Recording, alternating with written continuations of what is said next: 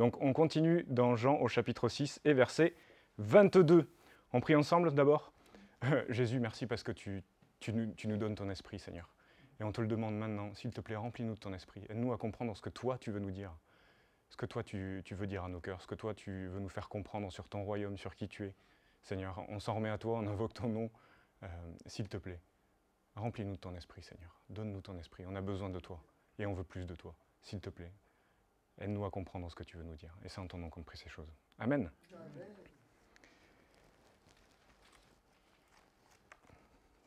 Donc, Jean, chapitre 6, verset 22.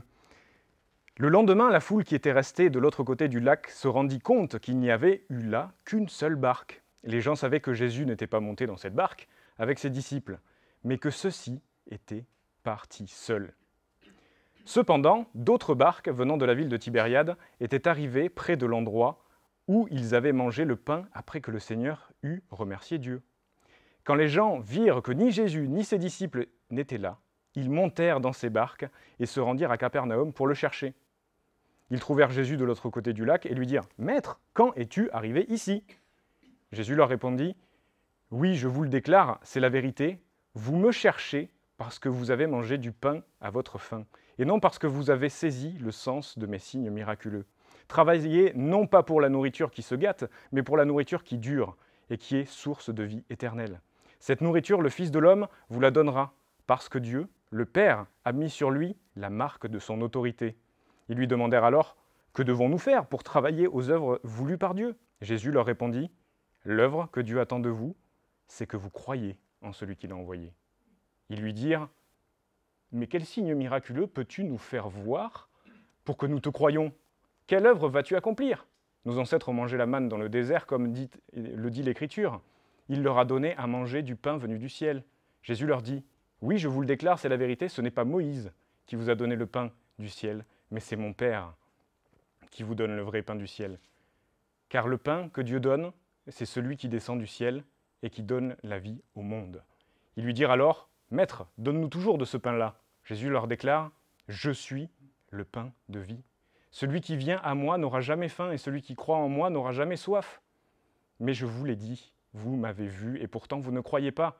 Chacun de ceux que le Père me donne viendra à moi, et je ne rejetterai jamais celui qui vient à moi. Car je suis descendu du ciel, non pas pour faire ma volonté, mais pour faire la volonté de celui qui m'a envoyé.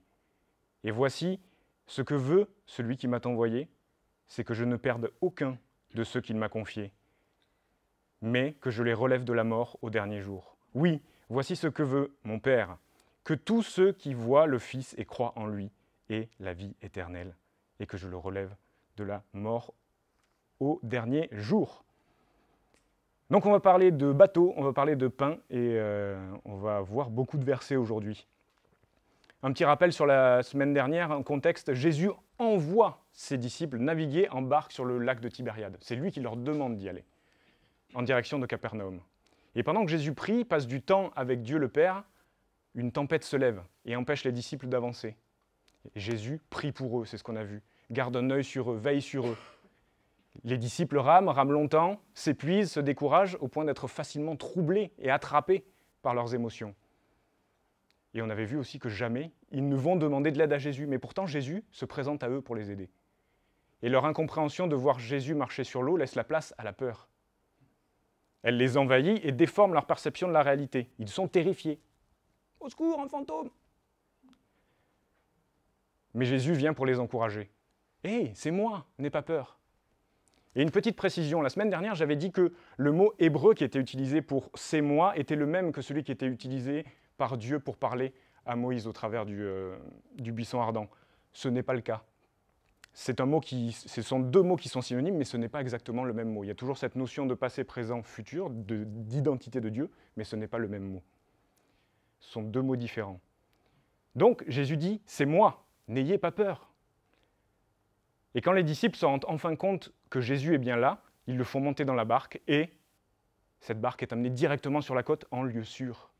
Et devant cela, les disciples se sont mis à genoux et ont simplement dit « Tu es le Fils de Dieu ». Et donc on continue au verset 22. La foule qui était restée de l'autre côté de la mer avait remarqué qu'il ne se trouvait là qu'une seule barque et que Jésus n'était pas monté dans cette barque avec ses disciples. mais qu'ils étaient partis seuls. Le lendemain, comme d'autres barques étaient arrivées de Tibériade, près du lieu où ils avaient mangé le pain après que le Seigneur ait rendu grâce, les gens de la foule, ayant vu que ni Jésus ni ses disciples n'étaient là, montèrent eux-mêmes dans ces barques et allèrent à Capernaum à la recherche de Jésus. Il y a beaucoup de barques pour peu de phrases, donc on va clarifier tout ça. Avant que les disciples ne traversent le lac, les gens avaient vu qu'il n'y avait qu'une seule barque. Et les gens, cette foule, c'est cette foule qui a été nourrie par Jésus. Que Jésus a nourri et la foule l'a vu. La foule l'a vu rendre grâce à Dieu. La foule l'a vu. Si je commence à mélanger les syllabes au début, ça va être quelque chose pour vous. La foule l'a vu rendre grâce. La foule l'a vu séparer les pains et les poissons et nourrir avec abondance pour peu de choses. Et avait vu qu'il n'y avait qu'une seule barque. Jésus n'était pas monté dedans, il l'avait vu aussi. Et donc il se retrouve le lendemain matin, sans Jésus, sans les disciples, et il voit que cette barque n'est plus là. Ils en déduisent qu'ils ont sûrement traversé le lac.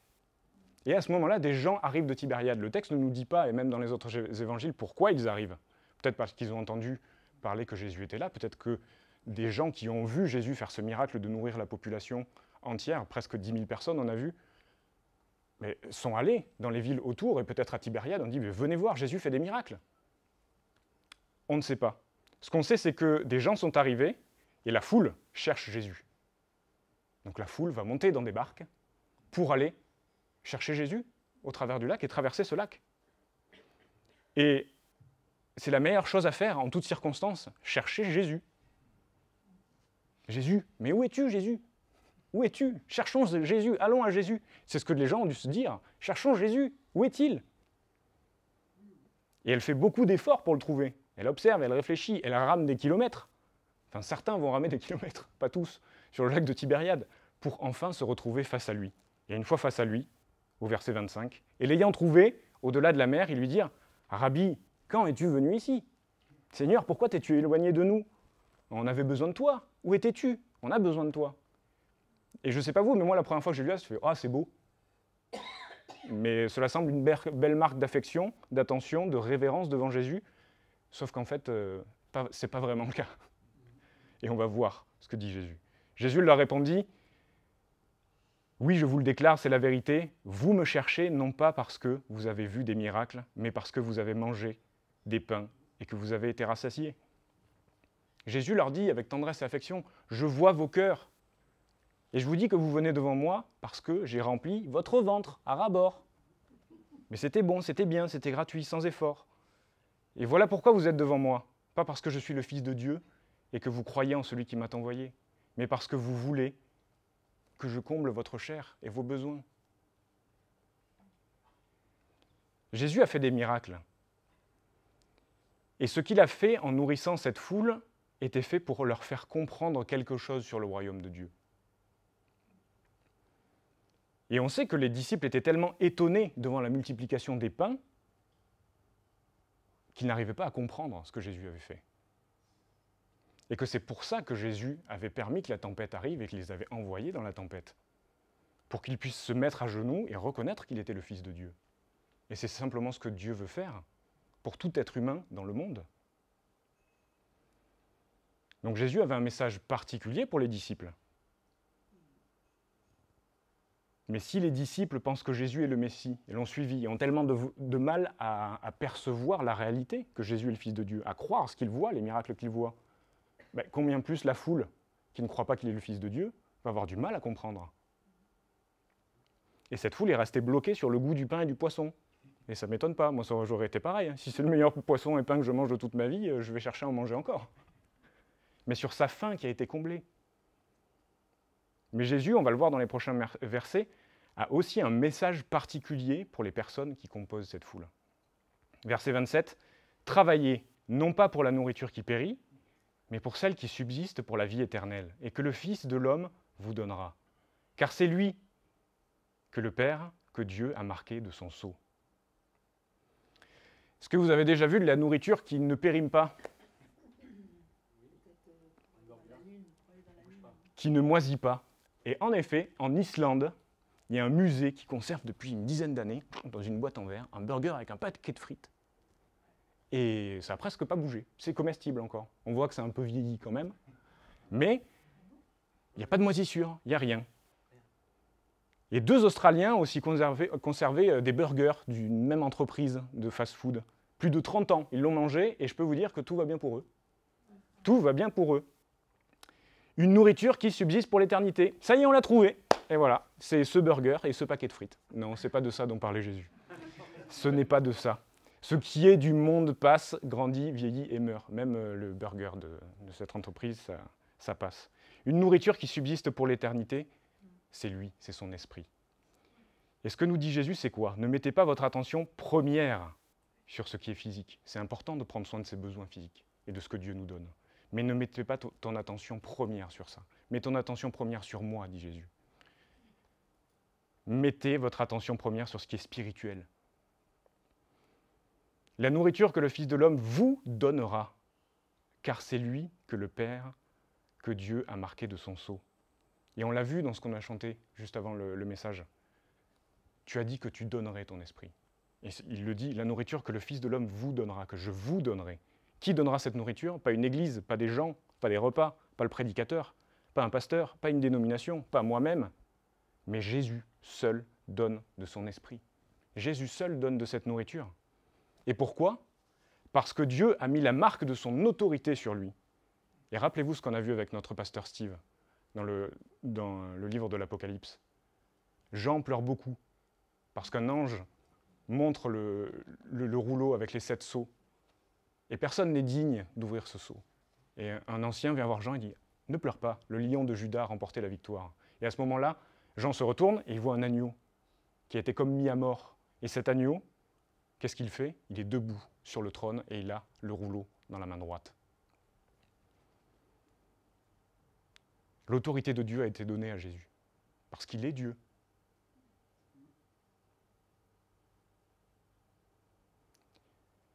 Jésus seul ne fait que donner son temps, donner son énergie, son amour, son esprit, du courage, sa vie pour nous.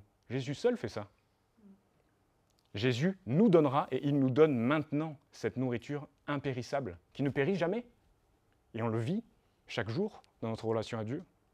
Quand c'est difficile avec notre chair, avec le monde, avec ce qui nous entoure, avec nos émotions, Jésus nous donne. Et quand il donne, on sent que c'est quelque chose d'extraordinaire, qui passe au-dessus de tout ça. Verset 28, ils lui dirent « Que devons-nous faire pour faire les œuvres de Dieu ?»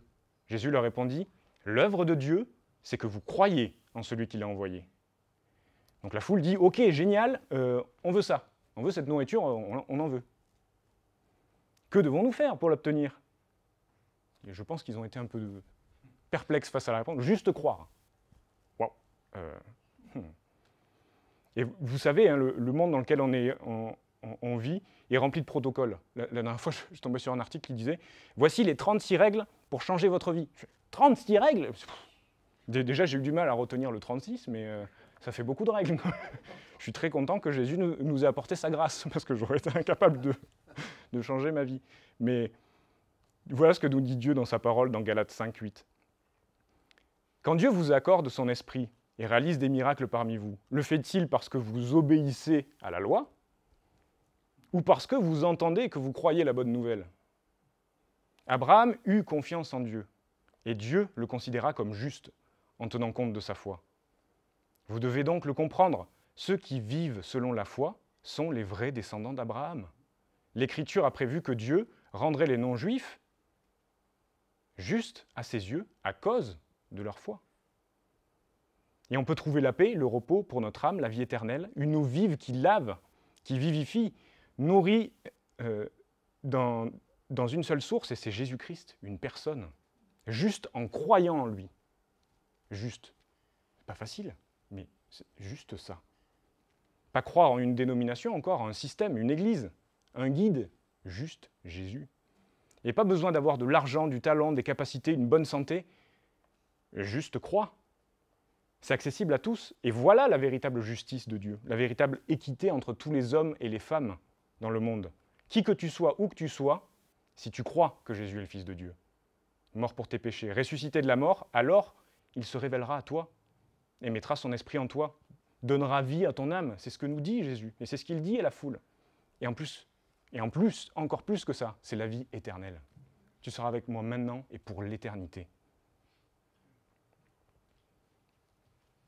Et cet esprit que Jésus nous donne, son esprit, c'est cette nourriture qui comble l'âme entièrement. Entièrement. On continue au verset 30. La foule répond « Quel miracle fais-tu donc ?» lui dirent-ils, « afin que nous le voyions et que nous croyions en toi. Que fais-tu » ? Nos pères ont mangé la manne dans le désert, selon ce qui est écrit, il leur donna le pain du ciel à manger. J'ai pas d'enfants, mais pour ceux qui ont des enfants, imaginez que vos enfants viennent vous voir et dire « Bon, qu'est-ce que tu as fait pour moi ?» Ça choque un peu, ça surprend. « Qu'est-ce que j'ai fait pour toi ?» Déjà, on t'a conçu, et puis après, on t'a élevé, on t'a accueilli, on a fait ce qu'on a pu, on fait beaucoup de choses pour toi. Et c'est un petit peu ce que dit la foule à Jésus, qui vient de la nourrir et faire un miracle devant tout le monde. Ok, d'accord, on veut bien croire en toi, mais attention. D'abord, qu'est-ce que tu fais ? Qu'est-ce que tu as fait ? Et moi, ma réaction première avec ma chair, c'est de dire, mais c'est une blague. C'est une blague. Je viens de faire des miracles, je viens de guérir beaucoup de monde, je viens de vous nourrir jusqu'à plus faim. C'est une blague, ce que vous me faites. C'est une blague. Et pourtant, c'est notre cœur à tous.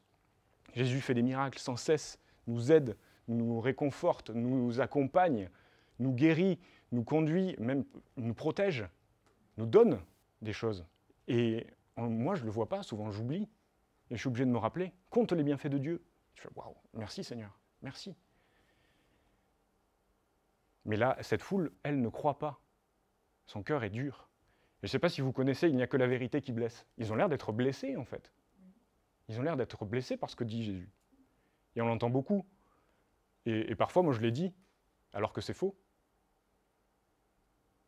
Il n'y a que le péché qui blesse. La vérité, si elle est dite pour édifier, et si elle est reçue comme un cadeau bon pour nous, permet de nous faire grandir. Par contre, si ce que je dis, c'est sûr, est motivé par autre chose que de l'amour et de l'édification, c'est clair que ça va faire mal à celui qui le reçoit. Mais la vérité ne blesse pas. C'est notre attitude de cœur quand on la dit ou quand on la reçoit. Voilà ce qui pose problème. Philippiens 2, 3 nous dit « Ne fais rien par esprit de parti ou par vaine gloire. » La gloire, c'est vain. Je voyais encore, moi j'aime beaucoup le rugby, et je suis toulousain. Et il y avait la finale du championnat de France, et Toulouse a gagné. Et j'ai vu les joueurs qui présentaient ça à une foule immense, il y avait marqué « Un titre pour l'éternité ». Ben non. Ben non. C'est juste là, ça va durer quelques jours, après c'est fini. C'est vain. Ça ne veut pas dire que c'est pas important d'avoir des projets, des passions, mais c'est vain, ça va passer. Il n'y a que la parole de Dieu, il n'y a que Jésus qui ne passe pas. Mais que l'humilité vous fasse regarder les autres comme étant au-dessus de vous-même. Et la parole de Dieu nous dit bien, ne faites rien par esprit de parti, de rivalité ou de vaine gloire. Rien. C'est pas juste un peu, c'est rien. Rien du tout. Par jalousie, par désir de revanche. Rien. Colossiens 3,12 nous dit, vous faites partie du peuple de Dieu. Et Dieu vous a choisi, vous. Et il vous aime. Alors, revêtez-vous d'une ardente compassion, de bienveillance, d'humilité, de douceur et de patience. Et par-dessus tout, revêtez-vous de l'amour. Il y a encore un passage dans Galates 6, 1. Si quelqu'un est surpris en quelque faute, redressez-le avec un esprit de douceur. Pas un esprit de justice, de vengeance, un esprit de douceur. Et toi, prends garde à ton cœur, parce que tu as le même cœur et tu peux être tenté. Fais attention à toi, fais attention à la manière dont tu parles. Et on est tous pareils. Mais on peut faire le choix de la vérité. Et de la recevoir et de la dire avec douceur. Avec l'intention de cœur d'édifier. Et après, c'est à la personne en face de nous de la recevoir ou pas. Moi, il y a des choses que des fois on me dit, ça vient de Dieu, et j'entends pas. Hein. Mais après, c'est notre attitude de cœur par rapport à Dieu. Et cet amour qui vient de Dieu, et que l'on ne connaît qu'au travers de Dieu, parce que lui nous aime parfaitement. Et on discutait la semaine dernière, on en a parlé aujourd'hui aussi avec Philippe, de la grandeur de l'amour de Dieu. À quel point on serait plus paisible et confiant dans chaque situation si on pouvait mieux percevoir et saisir, mieux vivre l'amour que Dieu a pour nous. Et je vous encourage là, après on a prié pour demander à Dieu, mais priez pour ça. Priez pour vous les uns les autres, ça sert à ça aussi la communion. À tout remettre à Dieu, parce que c'est lui qui a tout entre ses mains. Et cette même foule qui voulait faire Jésus roi par la force, on l'a vu, hein, qu'avait fait Jésus à ce moment-là? Il s'était éloigné d'elle. Et il y a du mépris dans ce que dit la foule par rapport à Jésus. Et ça rappelle pas mal de versets dans la Bible.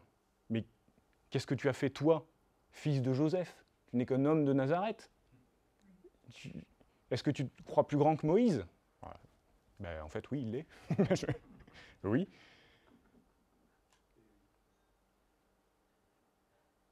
Et c'est pas une discussion, c'est pas dit pour avoir une réponse, mais c'est vraiment pour le dénigrer. Et voilà la réponse de Jésus, au verset 32. Oui, je vous le déclare, je vous le dis, Moïse ne vous a pas donné le pain du ciel, mais mon Père vous donne le vrai pain du ciel. Car le pain de Dieu, c'est celui qui descend du ciel et qui donne la vie au monde. Et ils lui dirent, Seigneur, donne-nous toujours de ce pain. On sait que le monde veut nous prendre par les émotions, et Jésus nous rejoint par la vérité. Le monde veut nous prendre par nos émotions. On peut être incapable de réagir. Moi, je sais que souvent, quand je regarde les nouvelles, il y a des choses qui m'attrapent littéralement. Et j'ai pas envie de ça. Mais Jésus, lui, nous rejoint par la vérité. C'est lui qui nous rejoint. Il ne vient pas nous forcer la main. Et Jésus ne cesse de leur dire la vérité. Et il les aime. Avec l'amour vient la vérité. Et quand Jésus était face à des hommes qui voulaient sa mort, le voir mort, qu'a-t-il fait?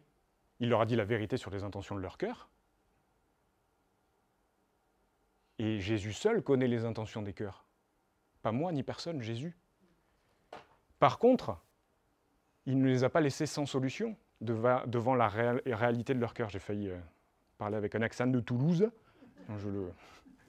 Il a annoncé, donc il ne les a pas laissés sans solution devant la réalité de leur cœur. Il a annoncé qui il était, afin qu'ils puissent croire en lui et recevoir leur esprit, son esprit, pardon, cette eau qui lave, qui vivifie, et être sauvés. Et il voulait le voir mort, hein. Il voulait le faire mort. Quand Jésus est en train de mourir sur la croix, que le chef du Sanhédrin lui dit « Si tu es vraiment le Fils de Dieu, sauve-toi toi-même, descends de là ». Quelle a été la réaction de Jésus? L'Éternel, fais tomber le feu du ciel, s'il te plaît? Non. Père, l'Éternel devait être fou de rage et de chagrin, je ne sais pas, mais Jésus en arrive pour lui dire « Père, s'il te plaît, pardonne-leur, s'il te plaît. » Parce qu'ils ne savent pas ce qu'ils font. La foule ne sait pas ce qu'elle dit à Jésus.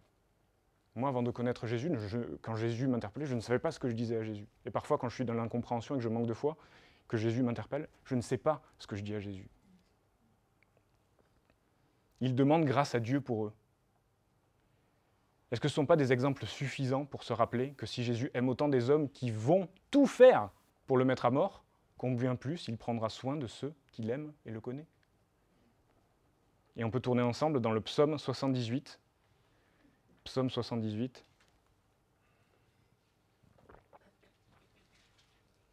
Psaume 78 au verset 1. Et je vous encourage à lire ce psaume en entier, pas maintenant parce qu'il est long, mais on va en lire une partie. Voilà comment s'intitule ce psaume. Le passé d'Israël, une leçon à ne pas oublier. Mon peuple, écoute bien mes instructions, tends une oreille attentive à ce que je dis.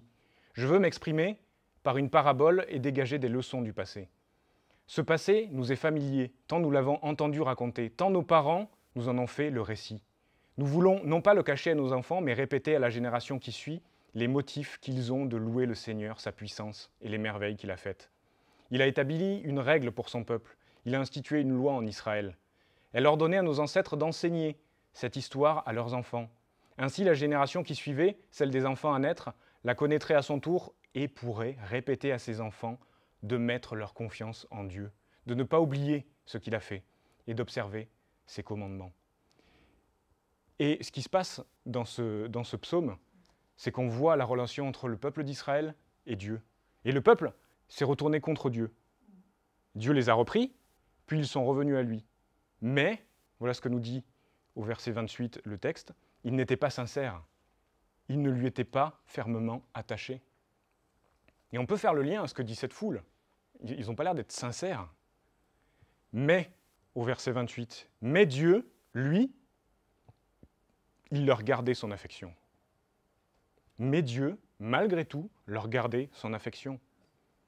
Il pardonnait leurs torts. Il pardonnait leurs torts. Il ne voulait pas les mettre à mort, car il se rappelait qu'ils n'étaient que des hommes. Mais Dieu, lui, leur gardait son affection. Dieu nous garde son affection, quoi qu'il arrive. Et on reprend avec le texte au chapitre 6 de l'évangile de Jean. Moïse ne vous a pas donné la manne. C'est ce que répond Jésus au peuple. C'est Dieu qui a pris soin de vous pendant 40 ans, et ce qui est expliqué dans ce psaume, malgré le fait que vous êtes retournés contre Dieu, malgré votre caractère entêté. Et c'est pour ça que Dieu a aussi choisi le peuple d'Israël. Parce qu'ils sont le plus entêtés de tous les peuples. Mais au travers de cet entêtement, Dieu révèle son amour et sa grâce. Jésus se soucie de nos biens matériels, des besoins de la foule. Il l'a prouvé, rempli de compassion pour elle, il a nourri tout le monde. Mais ce qui le préoccupe encore plus, c'est notre cœur. Et il nous dit, prends soin de ton cœur, car de lui peuvent jaillir des sources de vie qui viennent de Dieu. On continue au verset 35. Jésus leur dit, « Je suis le pain de vie. Celui qui vient à moi n'aura jamais faim. Et celui qui croit en moi n'aura jamais soif. » Ça vous est déjà arrivé de forger une épée, ou forger une lame, ou forger un couteau comme moi, quoi, jamais. Ce qui est rigolo, quand on crée une lame à partir d'un acier dur, on la chauffe. On la chauffe jusqu'à ce que la couleur soit très blanche. Et là, on peut la façonner. Et on la refroidit pour figer sa forme. Mais parfois, ce qui se passe, c'est que le forgeron est un peu embêté parce qu'il y a des fissures qui sont apparues sur la lame. Ça veut dire qu'il y a des imperfections, qu'il y a des impuretés dedans. Et est-ce que vous savez ce qu'il faut faire pour réparer une fissure sur de l'acier ? Eh bien non. Pas la combler, pas la remettre au feu, pas la cacher. On l'agrandit. On l'ouvre encore plus, afin de la remplir de nouveau de métal. Et Jésus dit quoi ? Et nous dit quoi ? Il nous montre ce qu'il y a dans nos cœurs, ce qui se met entre nous et Dieu. Il le pointe directement, et après, il veut nous remplir de lui. Maintenant, je suis descendu du ciel, donner la vie au monde entier, c'est ce que dit Jésus. Tous ceux qui croient en moi pourront avoir la vie et être nourris par moi au travers de mon esprit. Quand Jésus et la femme samaritaine parlent ensemble, il lui demande à boire et la femme est surprise. Toi, un juif, tu parles à une samaritaine ? Parce qu'on sait à quel point ces peuples se sont fait souffrir mutuellement, et l'amertume, voire la haine qu'il y a entre eux. Et Jésus lui répond, « Tu ne connais pas le don de Dieu, tu ne me connais pas. Sinon, c'est toi qui demanderais à boire, et je te donnerai une eau pleine de vie. » Jésus veut simplement être notre entière satisfaction, nous remplir complètement de lui, dans nos imperfections. Je veux être ta satisfaction, c'est ce que nous dit Jésus. Je veux être ton éternelle satisfaction, maintenant et pour l'éternité. Viens, crois et tu recevras. Et on continue au verset 36. Mais je vous l'ai dit, vous m'avez vu et vous ne croyez pas, car je suis descendu du ciel pour faire non ma volonté, mais la volonté de celui qui m'a envoyé. Or, voici la volonté de celui qui m'a envoyé, que je ne perde rien du tout de ce qu'il m'a donné, mais que je le ressuscite au dernier jour. Voici en effet la volonté de mon Père, que quiconque voit le Fils et croit en lui ait la vie éternelle, et je le ressusciterai au dernier jour. Non pas ma volonté, mais celle du Père. Pas moi, mais lui. Lui en premier, avant tout. Et cette volonté, c'est quoi ? C'est très clair, hein ? La volonté de Dieu est que Jésus ne perde aucun de ceux qui croient. La volonté de Dieu est que Jésus ne perde aucun de ceux qui lui ont été confiés. Et la volonté de Dieu est que ceux qui croient aient la vie éternelle à ses côtés. Et ce qui est vraiment fou dans ce passage, c'est que la volonté de Dieu est que Jésus ne perde aucun de ceux qui lui ont été confiés. L'Éternel nous a poussés vers Jésus. Et Jésus nous permet de vivre dans la présence de Dieu. Et c'est un truc de fou. Le texte nous dit que c'est Dieu lui-même qui nous a donné à Jésus. Un cadeau de Dieu le Père à Dieu le Fils. Je ne sais pas si vous avez bien entendu, moi ça m'a un peu percuté. Si vous croyez en Jésus, écoutez bien la folie de ce que dit Dieu. Si vous croyez, vous êtes un cadeau de Dieu le Père à Jésus, tel que vous êtes, même si vous ne pensez pas être un cadeau. Comme moi, ça m'arrive souvent. Je ne suis pas un cadeau, j'aimerais être quelqu'un d'autre. Et pourtant, Jésus nous dit, tu es un cadeau. Tu es un cadeau qui m'a été offert par Dieu. Et on sait qu'on se donne des cadeaux pour se faire plaisir les uns aux autres, pour démontrer notre attention, notre amour les uns aux autres. Et Dieu fait des cadeaux à Jésus, ceux qui croient. C'est extraordinaire. C'est extraordinaire. Et Jésus, son désir, c'est d'en prendre soin. De prendre soin de nous. Et nous sommes un cadeau offert à Jésus, précieux, au point que Jésus nous décrit et veut nous utiliser comme son propre corps. Et qui fera du mal à son propre corps? Ben, surtout pas Jésus. Et la Bible nous dit aussi que les croyants sont appelés la gloire de son héritage dans Éphésiens. C'est la gloire de Dieu. On est la gloire de Dieu. C'est extraordinaire. Avant la création du monde, Dieu nous a choisis dans le Christ pour que nous soyons saints et sans défaut devant ses yeux. Dieu nous aime et depuis toujours, il a voulu que nous devenions ses fils par Jésus-Christ. Vous êtes un cadeau que Dieu a offert à Jésus. Et on peut se demander quel est le but de la vie, comment savoir si ma vie est réussie, est-ce que je suis là au bon endroit Peut-être que ça peut être une carrière, des enfants, une famille, une maison. Est-ce que c'est cela que Dieu a prévu pour moi? C'est une bonne chose et Dieu désire nous donner tout ça, certainement. Mais la volonté de Dieu est que nous le connaissions. Le but de la vie est là. Avoir une vie réussie, c'est connaître Jésus. Avoir une relation personnelle avec lui. Réussir sa vie, c'est connaître Dieu en croyant à Jésus et lui être fidèle. Et lui, ce qu'il promet, ce qu'il a promis au Père, c'est de s'occuper de nous, quoi qu'il arrive. Et on va terminer par ce verset, dans Colossiens 3, 1. Et si je ne le prends pas, je ne vais pas pouvoir le lire. Vous avez été ramenés de la mort à la vie avec le Christ. Alors, recherchez les choses qui sont au ciel, là où le Christ siège à la droite de Dieu. Préoccupez-vous de ce qui est en haut et non de ce qui est sur la terre. Car vous êtes morts et votre vie est cachée avec le Christ en Dieu. Votre véritable vie, c'est le Christ. Et quand il paraîtra, alors vous paraîtrez avec lui dans sa gloire. Votre vie est cachée avec Christ en Dieu. Et celui qui est donné à Jésus ne sera jamais mis dehors, jamais exilé, jamais mis de côté.